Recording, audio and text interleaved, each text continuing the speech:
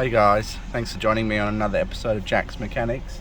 I'm just going to quickly show you how to reset the service reminder on a T31 X-Trail. This will be the same for all X-Trail models. Have this for the T31 X-Trail, sorry. You have this dial here. You can either turn it left or right. You want to go down to maintenance. Push the maintenance button, so you push that in, and then here's your three service options. There's you got your service. Our service intervals are 5,000 Ks. We set them a little bit higher just to give the customer a bit of leeway.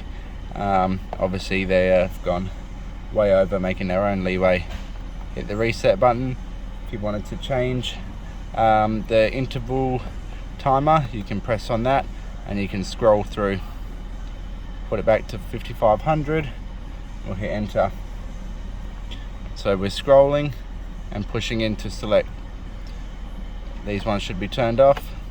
If you don't want them on, you can just set them to 0 Ks. And that's it. Easy as that. Just got to use this dial, scroll through and push to enter the menu. Hope you enjoyed that one, guys. If it helped you out in any way, please give the video a like or consider subscribing to the channel.